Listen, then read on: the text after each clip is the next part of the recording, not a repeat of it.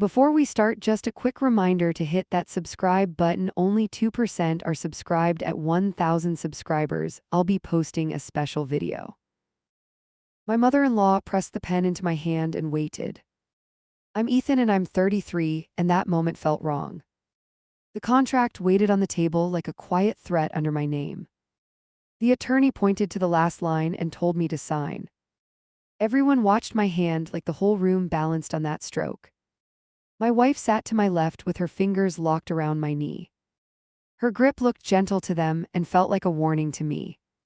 Across the table, her mother leaned forward with that bright practice smile. "Go on, Ethan, this is you stepping into real adulthood." I laughed under my breath and told myself fear would waste this chance. The number on the page did not look real to me.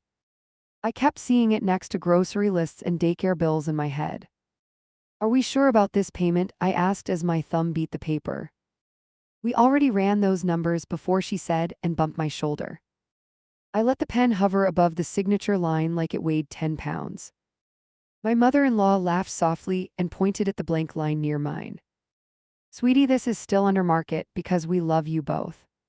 She glanced at the attorney like we had all rehearsed this scene already. "Lucky kids," the attorney said as he shuffled pages for the next signature. I nodded like I agreed while every part of me checked for the trap. My wife shot me that tiny smile she used when she needed me cooperative. Her nails pressed into my leg just enough to remind me we were a team. Or that is what I told myself while I tried to breathe slow. Back then I thought she needed support. Now I know she needed my signature. Knowing that now still makes my ribs feel tight when I remember her hand. While they joked about closing costs, her mother kept sliding in little lines about neighbors. "You will love being right by your sister," she chirped with her eyes on my face. The words slid past my wife easily because this was her favorite part of the dream. I pictured her older sister waving from next door and tried to ignore the knot forming. I should have listened to that not more than to their bright overlapping voices. The attorney flipped each page toward me like a dealer pushing out cards. "Sign here for the loan, sign there for disclosures, sign here for closing acknowledgement." My signature started to look less like a name and more like a twitchy scribble. Every time my pen hit paper, my mother-in-law hummed a little note. Now when I replay it, that sound feels like someone locking a door behind me. At one point, I glanced around and realized her husband was not there at all. He had signed earlier, apparently, because his name already sat on every page. Something about that hit me strange, like the play had been blocked without me. I caught my mother-in-law watching my face, and she smiled too fast for comfort. "If you boys did this alone, we would never get it done right," she joked. The only document that made me pause was the one labeled Property Condition Acknowledgement. I skimmed talk about previous leaks and repairs, and my stomach gave a small jump. "That one is old stuff from before we fixed everything," her mother said with a quick wave. She set her finger on the signature line and kept it there until I looked up. In that second, I chose to trust her more than the black lines under her nail. When the last page came around, the room went weirdly quiet, like they were holding breath. I pressed my name down hard and felt my wrist ache as if that mattered. My wife exhaled loudly and wiped at her eyes like we had just beaten some boss level. Her mother clapped once, then slid the small envelope with keys across the table to me. "Owning something is nice," she said. "Owning it right next to family is perfect." Out in the parking lot, my wife wrapped both arms around me and squeezed hard. "You did it," she whispered like I had just crossed some test I never signed up for. Behind her, I saw her mother already on her phone, typing fast with a bright grin. Maybe she was telling her friends about the sale, maybe she was checking the transfer hit. Either way, that image of her glowing over the screen is what I see first now. In the car, I set the folder on my lap and just stared at my name. The letters looked steady and adult, while the rest of me shook like loose change inside. I kept hearing her line about family next door echo against the windshield over and over. I told myself it was just nerves because big steps always feel scary before they settle. Driving away from that office, I felt more bought than buyer, though I could not name why. The moving truck door rolled up and my wife's mom started directing traffic. "Boxes first, not furniture yet. Keep the walkway open." She stood in the driveway of our new house like a supervisor with a clipboard I could not see. I climbed in, grabbed the heaviest box near me, and felt her eyes track every step. From that first lift, it felt less like moving in and more like reporting for duty. Our place sat in the left, her older daughter's perfect setup on the right.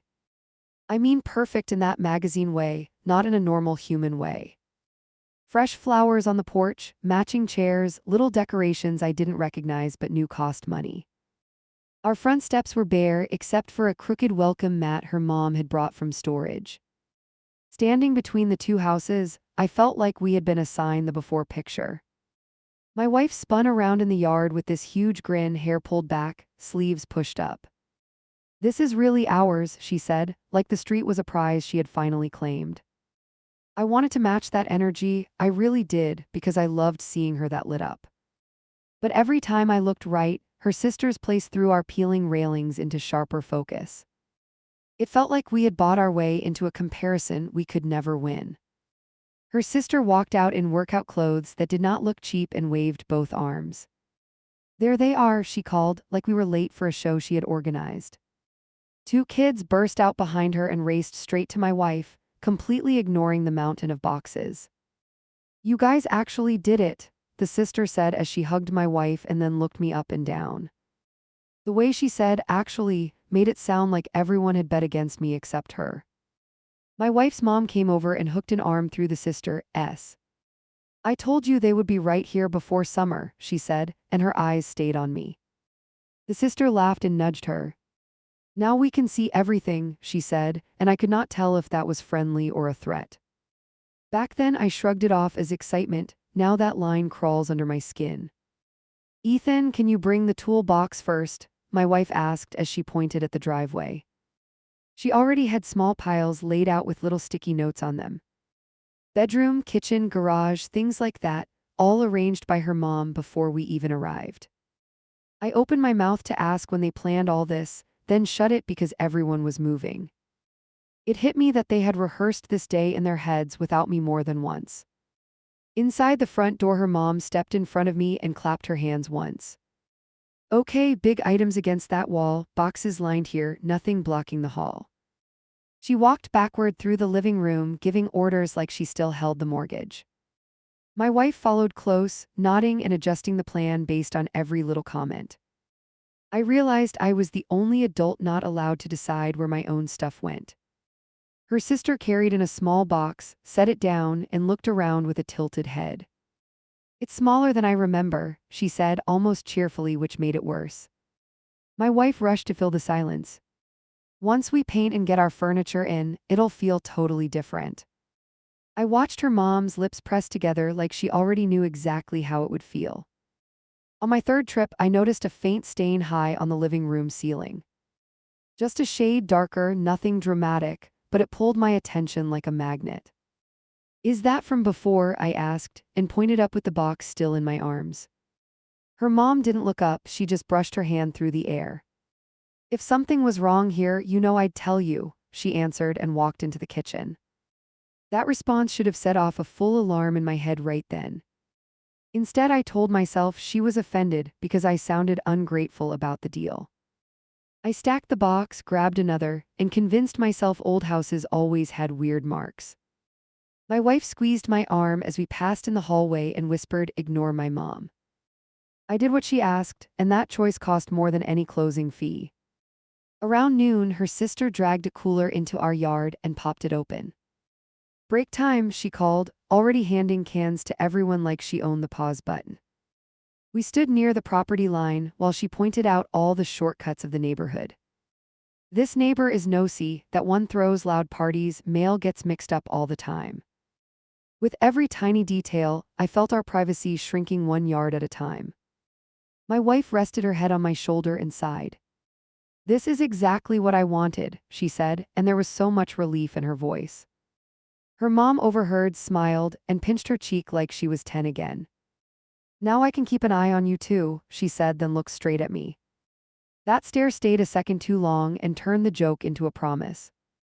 After the break, I tried to take control of something small, just to feel normal. Couch should go on that wall, I said, pointing away from the front window. Her mom stopped mid-step and frowned at the space like it had personally insulted her. No, you want it here so you can see the street, she answered, already patting the other wall. My wife dragged the tape measure across the floor without even glancing at my suggestion. I told myself I didn't care about one couch, I wasn't that petty. You pick me. Atul's right, that is what people say about marriage. Still carrying that sofa exactly where her mom wanted, I felt something small fold inside me. I kept cracking little jokes so no one would see it happen. Looking back, that was the first time I realized how easy I was to overrule. As the afternoon wore on, my wife drifted next door more and more. First, she went to borrow a drill, then she stayed to show them our paint samples. At one point, I walked outside with a box and caught her laughing in the sisters' kitchen. Her mom stood on our porch watching me like she was keeping score. Somewhere in that moment, I understood their "we" did not really include my voice. Neighbors started wandering over, curious about the activity, drawn by her mom's waving arms. This is my daughter and her husband, she told each new face before I could open my mouth. We sold them our old place, gave them a great price. Young families need a break. Everyone smiled and told us how lucky we were to be right next to relatives. I stood there nodding, knowing I had just been introduced as both owner and project. By early evening, boxes filled the hallway and my back felt like it had rusted. Her sister offered to keep the kids overnight so we could focus. My wife lit up and agreed before even checking with me. Her mom squeezed her shoulder and said, "See, we're already sharing the load." It sounded helpful on the surface, under that it felt like another invisible hook. We ordered pizza because no one had the energy to cook anything real. Her mom unpacked plates in our kitchen without asking which cabinet we wanted them in. She opened drawers, rearranged items, and narrated little memories from when she lived here. Your first holiday meal should be at our place, she announced while I searched for a trash bag. In my own kitchen, I felt like a guest wearing someone else's name tag. When the food arrived, everyone gathered around the stack of boxes we used as a table. Her mom sat in my chair before I could pull it out, then called the sister over. I'll show you where we used to put the tree, she told her and pointed to a corner. My wife leaned against that same wall like she was already picturing their holidays, not ours. I chewed in silence, tasting cardboard more than cheese, and nodded like I approved the plan. After they left for the night, the house finally went quiet for the first time all day. My wife walked through each room, touching walls, rehearsing where things would go. Through the front window, I could see her sister's place glowing, curtains open, music low. The distance between our doors was maybe 20 steps, no more than that. Standing there, I had this sharp thought that we hadn't moved closer to family, we had moved inside their reach. The first drip landed on my phone while I checked our bank app. I thought I imagined it until the second one hit my wrist. I looked up and the faint mark on the ceiling had turned into a dark oval. Another drop slid off the edge and fell straight toward the couch. Right then, every number on that screen stopped mattering as much as that wet spot. I jumped up, grabbed the nearest box, dumped out a pile of cables, and shoved the box under the drip. The cardboard thunked against the floor, already starting to darken in one corner. Water still slid off the edge and splashed onto the couch cushion. I yanked the cushion up and flipped it sideways so the leak hit the empty seat instead. My chest was pounding like we had just been robbed, even though it was only water. Babe, get in here, I called louder than I meant to. From the kitchen, she called back something about dinner, completely unaware of the situation. Now, I said, and that one word must have carried enough panic. Her footsteps hurried down the hall, and she stopped cold when she saw the box. For a second, we just stared up together, like the ceiling might explain itself. That wasn't there before, she said, voice tight, hand pressed to her mouth. It was lighter, I answered, and shifted the box an inch toward the growing drip. She shot me a quick look. You noticed it and didn't say anything. That hit hard because I had asked once, and her mother had brushed it off like dust. I almost reminded her of that moment, but the plaster made a tiny cracking sound. A thin line opened, and water started to trickle more steadily. Grab more boxes, I said, already pulling the couch farther away from the spray. She rushed to the hallway, dragging out whatever containers we had left. I wanted actual buckets, and all we had were moving leftovers in panic. A gust rattled the front window, and the noise outside jumped to full storm.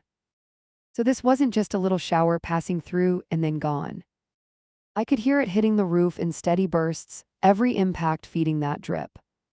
My brain did the math between that pressure and whatever sat above our heads. I kept seeing our signatures on that loan while dirty water pinged the box. My wife slid another container beside mine, then grabbed a towel for the floor.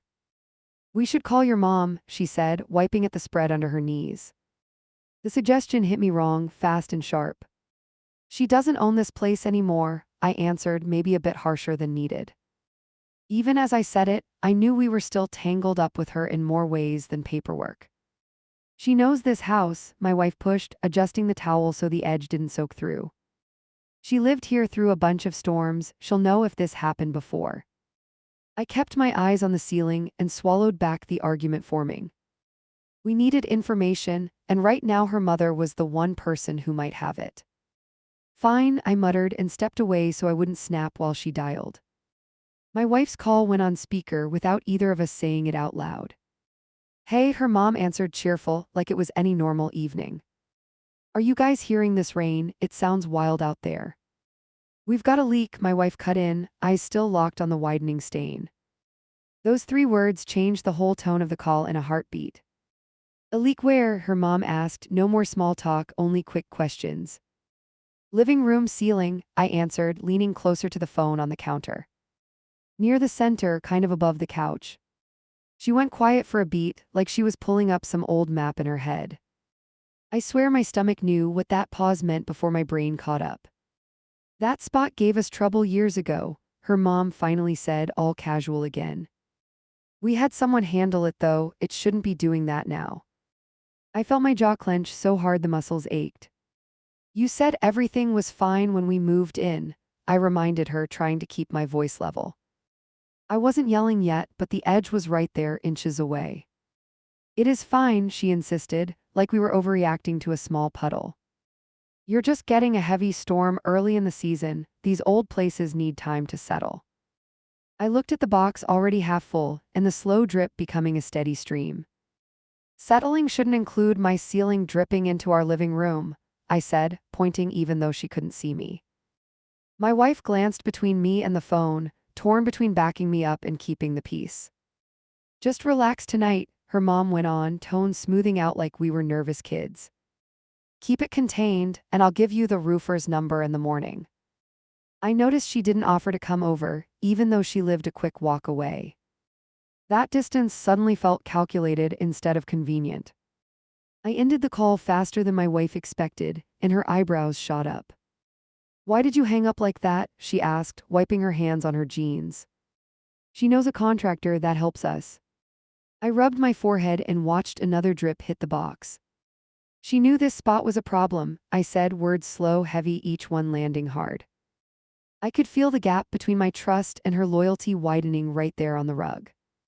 Our doorbell rang before we could spiral deeper into that argument. My wife groaned softly. "That's my sister," she said, as if summoned by the storm itself. A second later, the front door opened without waiting for us. "Is it true you've got water in here already?" her sister called, stepping straight into the chaos. She walked under the leak and tilted her head, lips pressed together. "Yikes," she let out, drawing the word out like she enjoyed it a little. "We never had it this bad, must be the weather tonight." I watched her eyes linger on the ceiling longer than necessary, like she recognized the pattern. Every familiar glance from her made me feel like the last person to get the memo. My wife updated her in quick bursts while they shifted towels and boxes. I ended up dragging a chair over so we could reach higher if needed.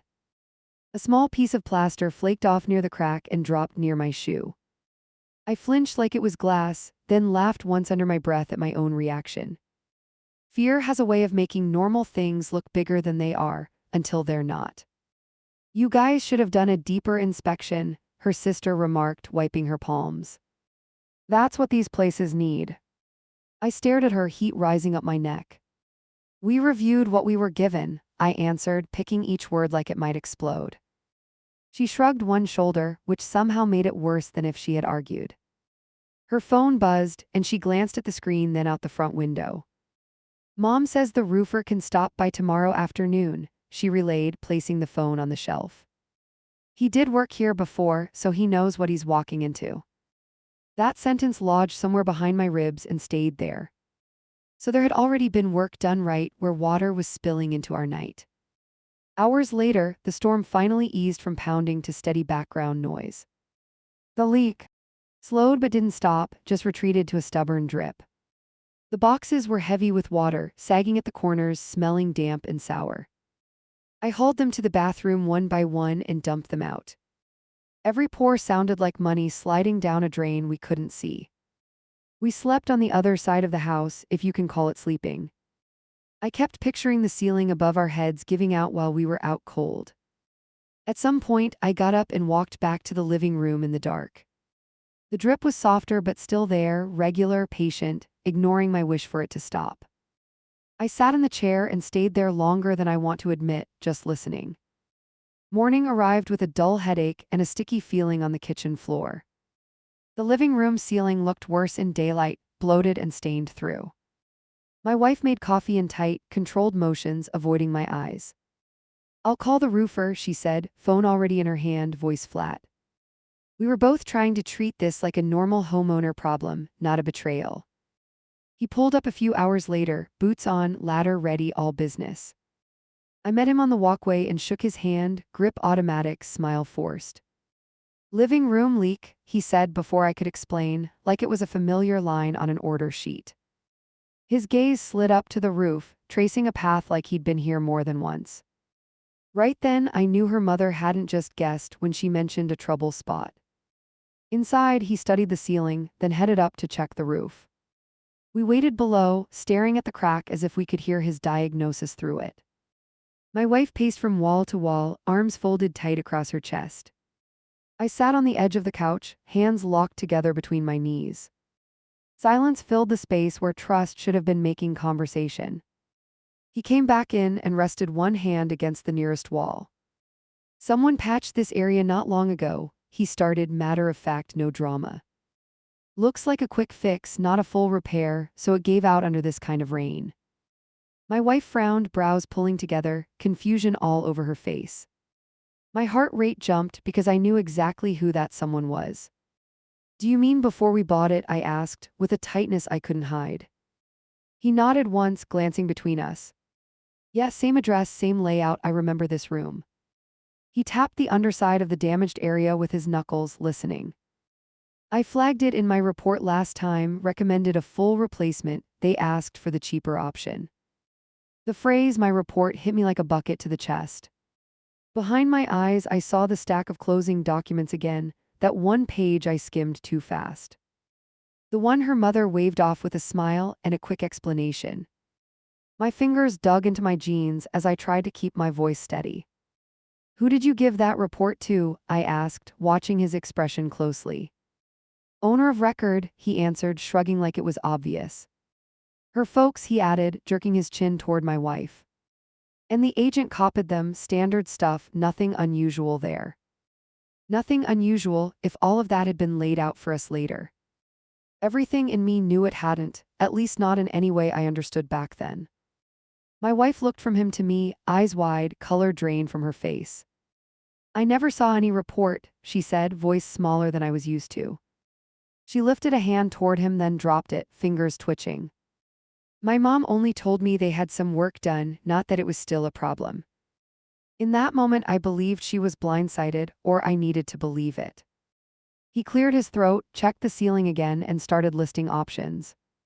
Temporary patch, partial repair, full replacement, each step more expensive than the last.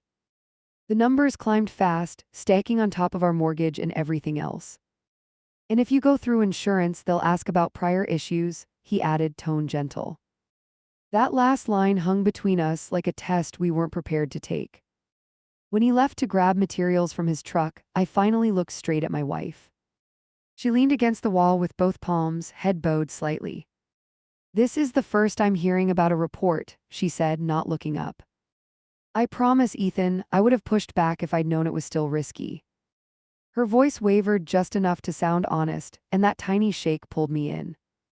Some part of me wanted to march next door right then and confront her mother.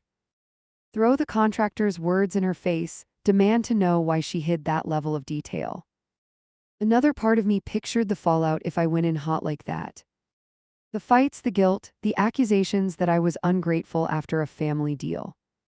So I stayed where I was and let my anger settle into something quieter and heavier. "We'll handle it," my wife said, forcing a breath out, almost like a mantra.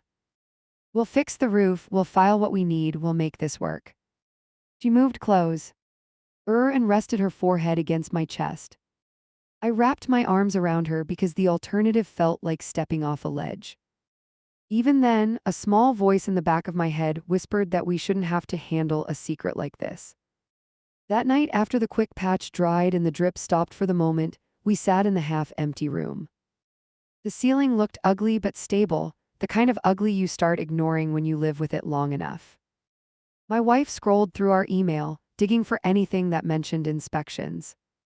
"Maybe it's buried somewhere in here," she muttered, eyes moving fast across the screen.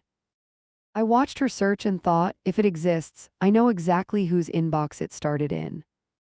We didn't find any detailed report in our messages, only general paperwork and standard forms. Nothing with the contractor's name, nothing mentioning urgent replacements, nothing that matched his memory. "Maybe the agent kept it or my mom forgot to forward everything," my wife offered, almost hopeful. Forgot felt like the wrong word for something that big.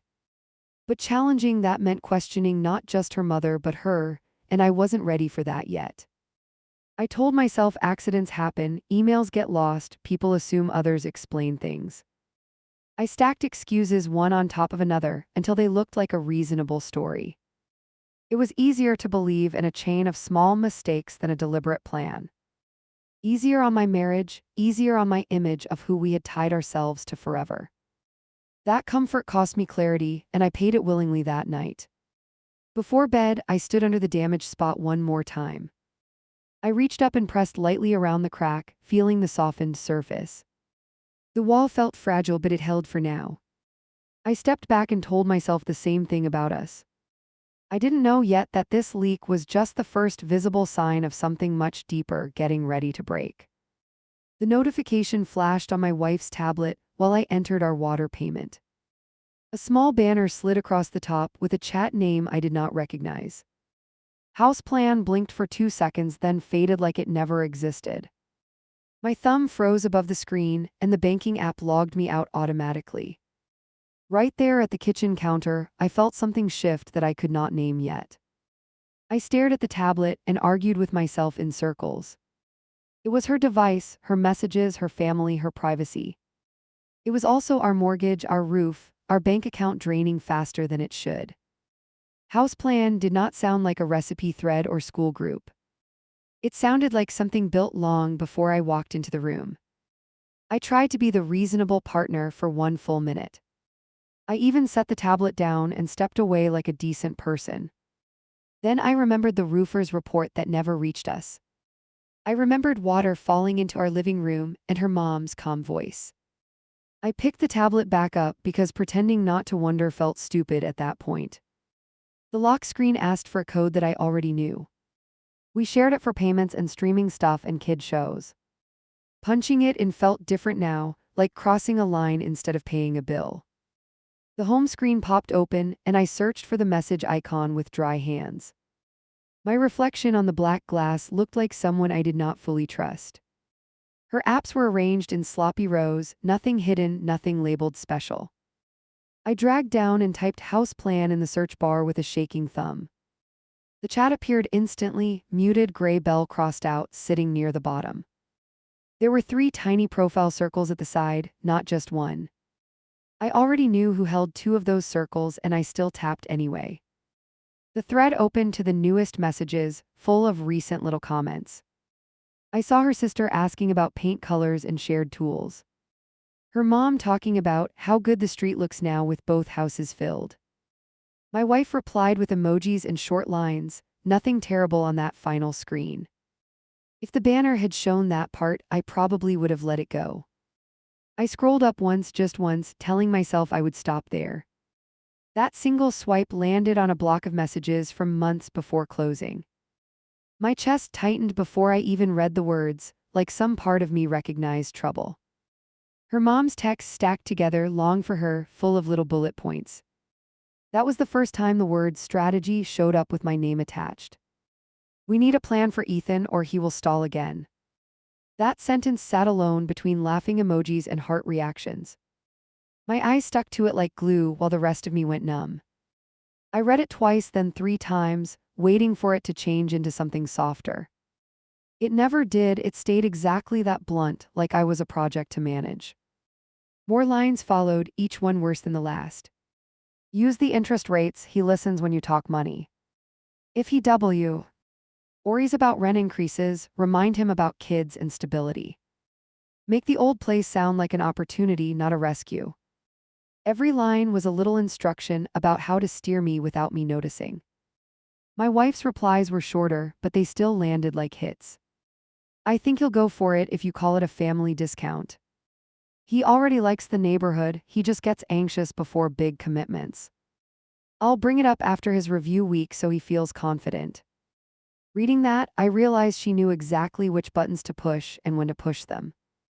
I rested the tablet on the counter and pressed my palms into the edge.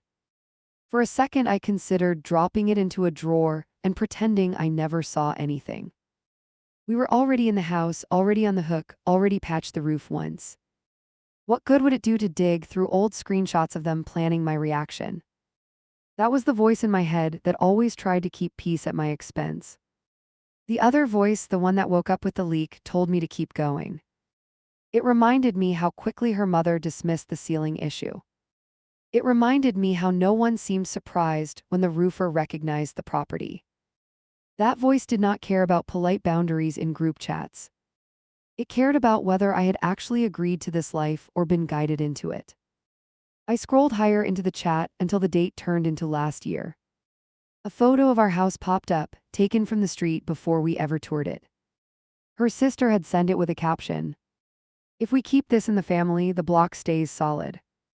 Her mom responded with a line that still makes my jaw clench when I think about it. Exactly, better Ethan owns it than some stranger we can't predict. They talked about me like I was a safe storage unit, not a person.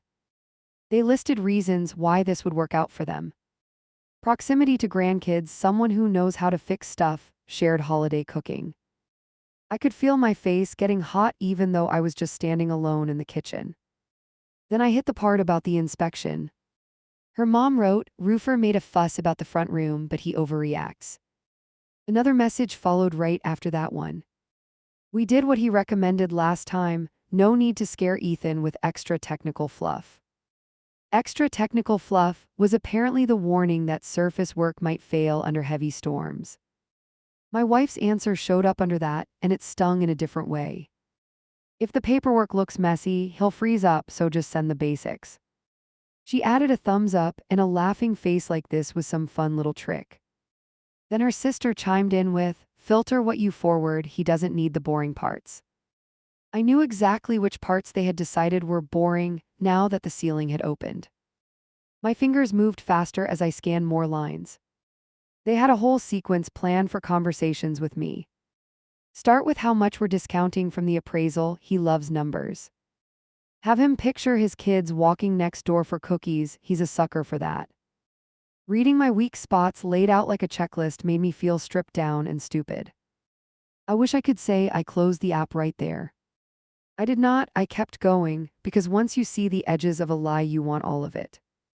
There were messages from the week we first spontaneously discussed moving. Her mom wrote, "Pretend you just thought of it while driving, act casual."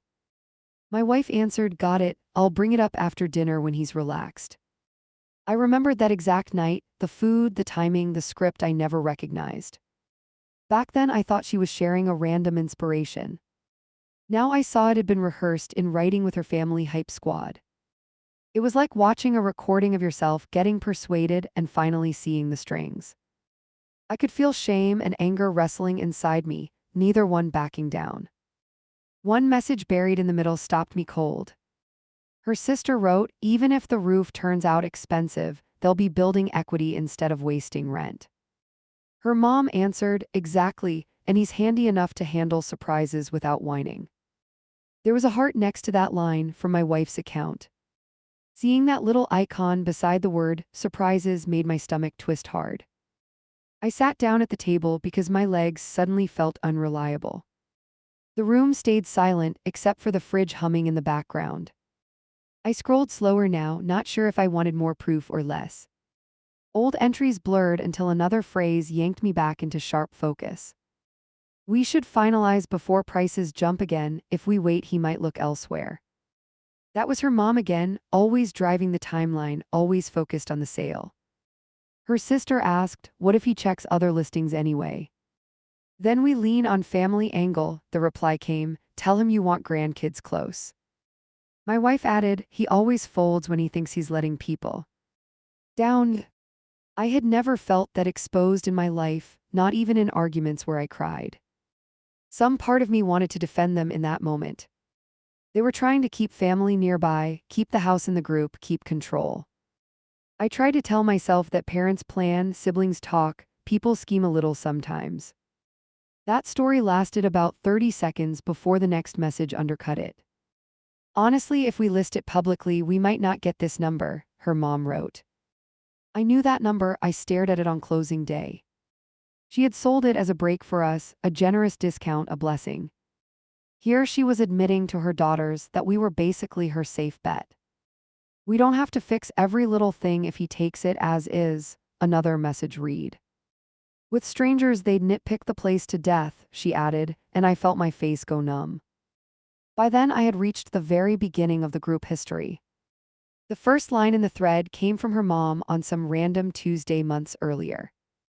"I have an idea for how to keep both girls near me long term." She named the chat house plan right after that line and added my wife and her sister.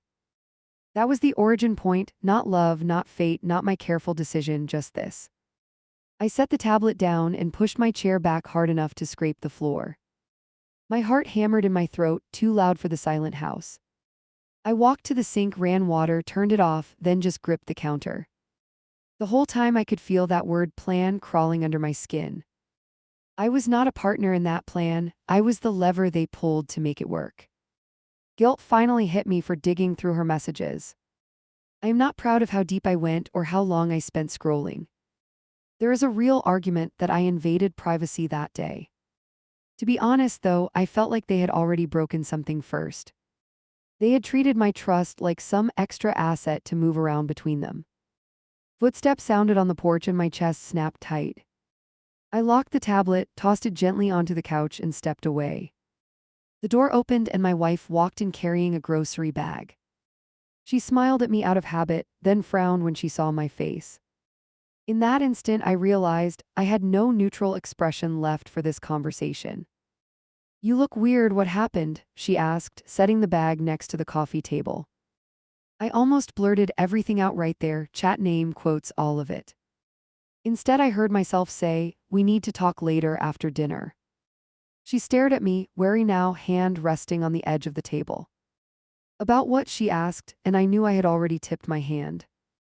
"Money," I answered, which was not exactly a lie, just not the whole truth. I needed time to decide how much I wanted to break in one night. Her shoulders loosened a bit, like she had expected something even worse. "Okay, we can go over the budget after we eat," she replied slowly. If she suspected anything else, she hid it better than I ever could. When she moved to the kitchen, I picked up the tablet again. I walked to the bedroom and shut the door with a quiet click. This time I used my own email instead of staring at the screen in shock. I opened a new message, attached screenshots of the worst lines, and sent them to myself. Watching the little progress bar complete felt like loading a weapon I had not decided to fire yet. I deleted recent items from the photo gallery, then cleared the mail drafts. I closed the chat and checked the search history, thanking every bad habit I ever had from work. I knew she might not check, but if she did, I wanted questions to be about bills.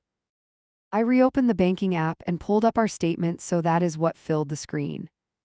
Covering my tracks there felt dirty and necessary at the same exact time.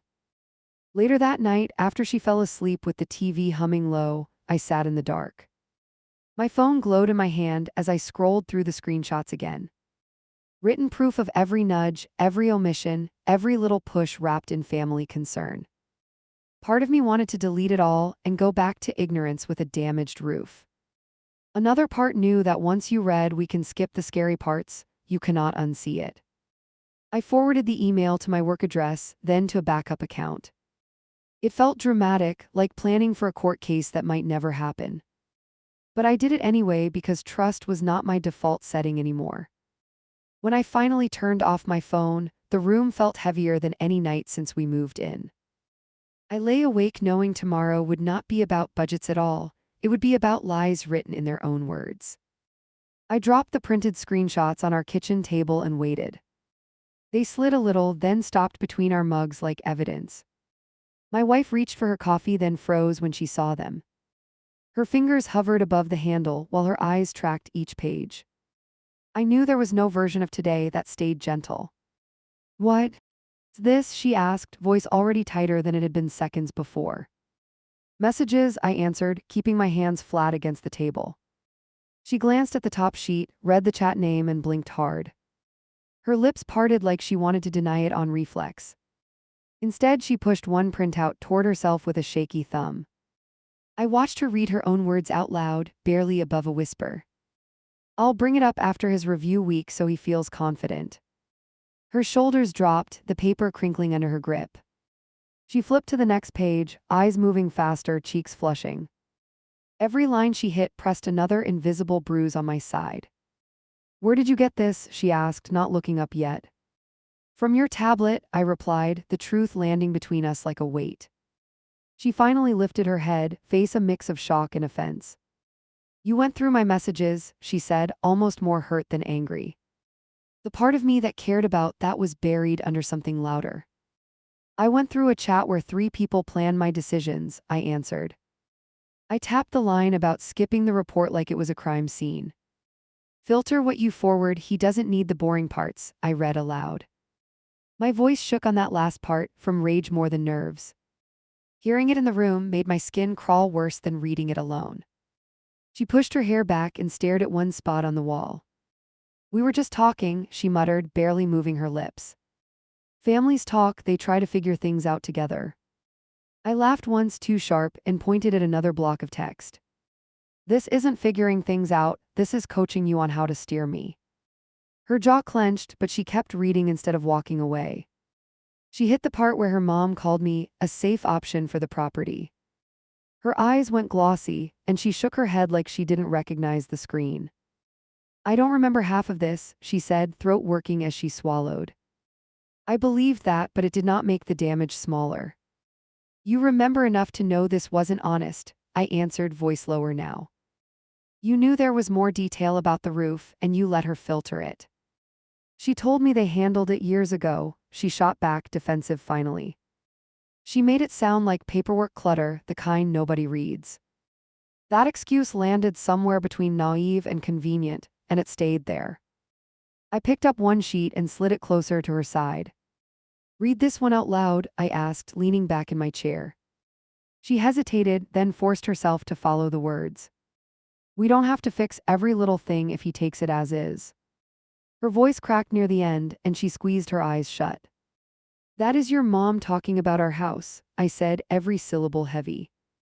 "That is your mom choosing what I'm allowed to know before spending everything." She covered her face for a second, pulling her fingers into her hair. "I trusted her," she said, the words coming out rough and small. "Maybe too much, obviously too much, I see that now." I wanted to soften when I heard that, but the anger kept pulsing. "Your trust in her cost my trust in you," I answered. "That is not the same kind of mistake."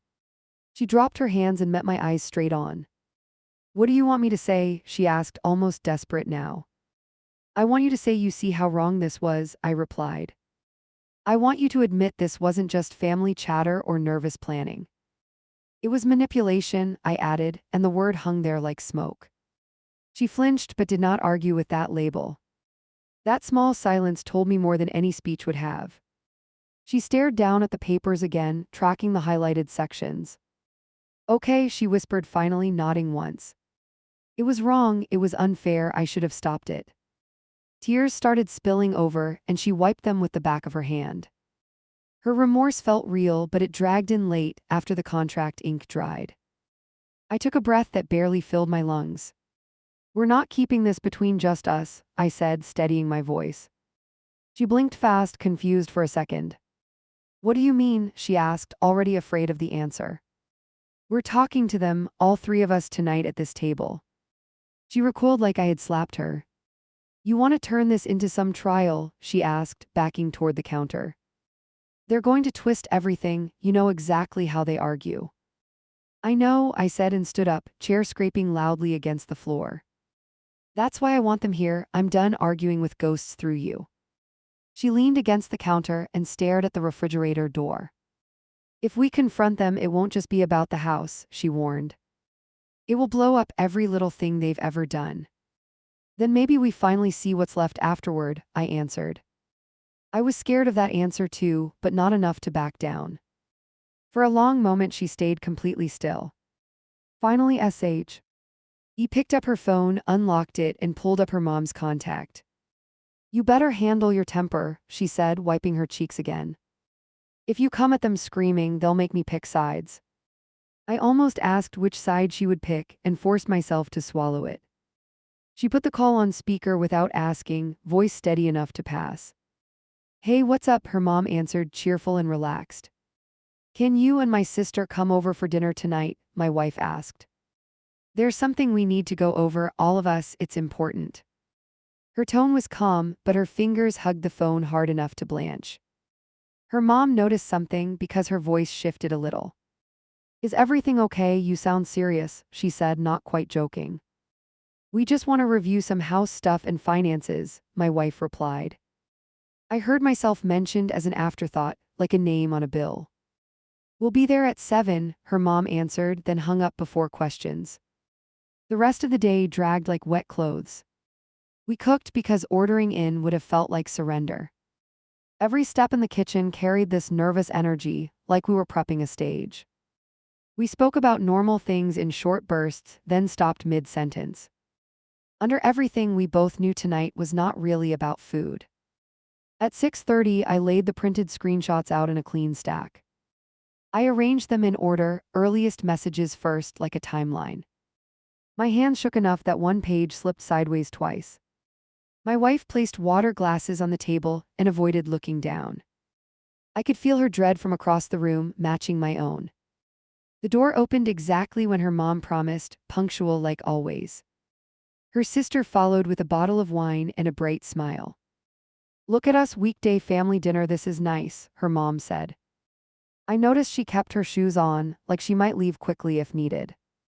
My stomach turned because I already knew this would not be quick. We sat, plates in front of us, food barely touched. Small talk crashed and burned after 2 minutes. Her sister eventually set her fork down and looked between us. Okay, what's going on? You both look like you swallowed nails, she said. My wife glanced at me, giving me the opening I asked for. I pushed the stack of papers into the middle of the table. Before we talk, I want everyone to read these, I said. Her mom frowned, lines cutting across her forehead. Her sister reached first, curious, sliding the top page toward herself. My wife stared at her lap, hands clenched together, breathing shallow. Her sister scanned the first page, then her eyebrows shot up. Is this our group chat? She asked, flipping to the next sheet. Her mom grabbed another page and her eyes narrowed immediately. That looks like private messages, she said, tone already edged. Yes, I answered, private messages about how to handle me. Her mom's gaze snapped toward my wife. You gave these to him? She asked, voice low and sharp. My wife shook her head quickly, tears already forming again. No, he saw a notification and opened the thread, she replied. That little detail stung, because it sounded like I was the main problem. So you snooped, her mom said, turning the full glare on me. In our family chat, which you weren't even invited to join. I kept my eyes on her, refusing to flinch this time. I read what you wrote about me while selling us this place, I said. And I printed the parts that explain exactly how we ended up here. Her sister shifted in her seat, flipping pages faster. Oh my God, she breathed, hitting the line about not fixing every little thing. That looks bad, she added, half to herself. Her mom hissed her name, but the damage was done. The words had left the safety of their phones and landed in our kitchen.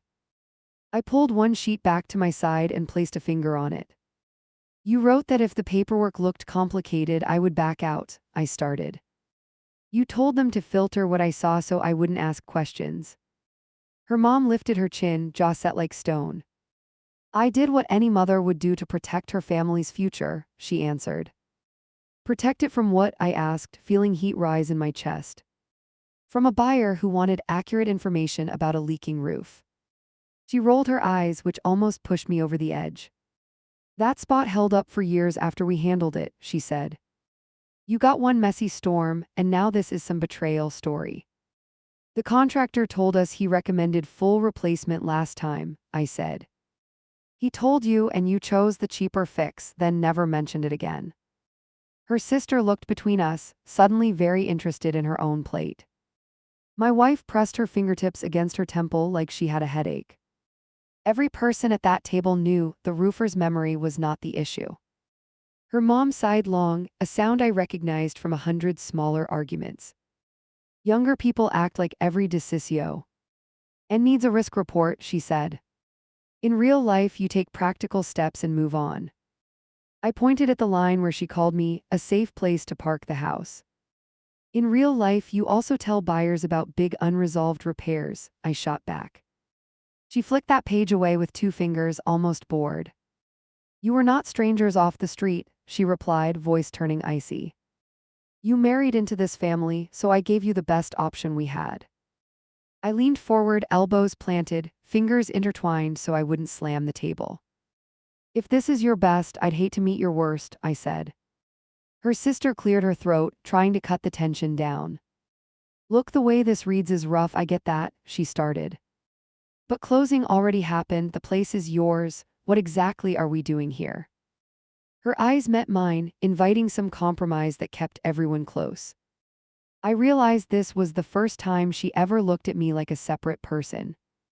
We're deciding what happens next, I answered, not breaking eye contact. Because I'm not staying in a house that was sold under half-truths. My wife finally spoke up again, voice shaking. Please, can we calm down and talk about solutions, she said. Her hope that we could fix this with smoother tone almost broke me. I turned to her and softened my voice just enough. I love you, I said, and my throat tightened as I said it. That hasn't vanished, it's exactly why this hurts this much. I gestured toward the pages between us. But I can't unlearn that you worked with them to guide me here. She wiped her face, smearing mascara across the back of her hand. I thought I was helping us, she answered, words tumbling over each other. I leaned on them because they act like they know everything. She shot a quick look at her mom, who ignored it completely. I see now that I let them run over both of us, she added, voice breaking. Her mom slammed her palm lightly against the table. No one ran over anyone, she protested, annoyance finally boiling through. We gave you a place in a good neighborhood with support next door. The price was solid, the mortgage is manageable, you're fine. Her definition of fine and mine did not live on the same planet anymore. I turned one sheet so it faced her mom directly. Read this, I said, tapping the line about using guilt. She scanned it quickly, jaw working side to side. Remind him about grandkids and being nearby, he folds when he feels guilty, I quoted. Is that support to you or something else, I asked. She stared straight at me now, defenses fully raised. You drag things when you overthink and we wanted progress, she answered. You love your children, we knew that mattered to you. That's not exploitation, that's knowing who you are. Her logic twisted something inside me that was already frayed. Knowing me doesn't give you the right to steer me, I replied. There's a difference between encouraging and engineering. Her sister let out a nervous laugh that died quickly. Okay, the wording in the chat wasn't great, we get that, she said. Can we agree it looked worse than it felt at the time? No, I said simply, surprising even myself with how fast it came. It looked bad because it was bad, that's the whole point. My wife inhaled sharply as if that no hit her too. What are you leading up to? She asked, voice small again. I realized I had not said the biggest part out loud yet. I straightened in my chair and laid both hands flat again. I've already called a realtor, I said, each word loud and clear. 3 heads snapped toward me at the same moment. Wait, what? My wife asked, staring like she misheard. Her mom's eyes flashed with something close to panic for the first time. I talked with one yesterday from my car on lunch, I continued. I wanted to see what selling would even look like after such a short time. Her mom shook her head, frowning deeply now. You can't list it already, that makes no sense financially, she protested. That reaction told me exactly where her priority still lived. I nodded slowly, keeping my gaze on her. It might not make sense for you, I answered. It might make perfect sense for the guy who bought a leaking roof. Her sister leaned back, folding her arms across her chest. You'd uproot everyone instead of working through this, she asked. I'm not the one who uprooted trust, I replied, heat rising again. I'm trying not to pretend that nothing happened here. I turned to my wife, softening my tone as much as I could. I am listing the house, I said, no wiggle left in the sentence. I want us out from under this roof and out from under their shadow. Tears spilled down her face again, faster now. Where would we even go? She asked, voice cracking. Rent somewhere else, start over, move farther, I answered, shrugging once. I don't have that mapped out yet, but I know we can't stay. Her silence told me that unsee. Our tainty scared her more than any leak. Her mom leaned forward, palms flat, eyes blazing. You're overreacting to a few sloppy messages, she snapped. You'll lose money, strain your marriage, uproot those kids for pride. That is not being a good husband, she added, pointing a sharp finger at me. Hearing that last word from her nearly pushed me out of my chair. My laugh came out dry, almost bitter. You don't get to lecture me on being a partner, I said. You set up a group project to manage me like a variable. You gambled that I'd never know how much you held back. Now that I know, I'm choosing something different, that's all. My wife stepped in then, voice shaking but louder. Mom, stop, you're not helping, she cut in. Everything he's saying is painful, but he's not wrong about what we did. She turned toward me, eyes raw but focused. I don't want to lose you over this house, she said. The room went quiet after that, just breathing and distant traffic. I looked at her and felt my anger collide with something softer. I don't want to lose you either, I answered, every word honest. But I also don't want to spend years living next to this mistake. I will resent the walls, and eventually I'll resent you in them. Her shoulders sagged, but she nodded slowly. So if we move, do we stay together? She asked, voicing the real fear. That depends on what happens now, I replied. Therapy, boundaries, actual independence from your parents, all of that. I can't promise a happy ending, but I can promise I'll try if you will. Her mom scoffed loudly, pushing her chair back. This is ridiculous, you're letting him turn family into enemies, she said. If you leave this street, you'll regret it for the rest of your life. My wife stared at her mother with a look I had never seen before. It was the first time that loyalty and resentment fought openly on her face. Maybe we need space to figure out our own life, my wife said. Her voice wobbled, but she did not back down from that sentence.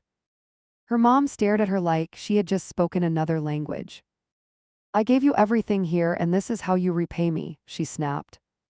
In that instant, my wife finally understood what I had been feeling for months. Her sister stood abruptly, grabbing the half-finished bottle from the table.